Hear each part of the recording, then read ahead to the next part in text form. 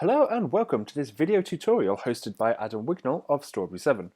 In this video I'm going to show you how you can manage passwords in Google Chrome. Open Chrome and click on these three dots on the far right of the toolbar, then select Settings. Underneath the Autofill section, click on Passwords. Here you can see any passwords you have saved and also any passwords you have chosen to never save. If you'd like to view a password because you've forgotten it, click on this eye and it will show you.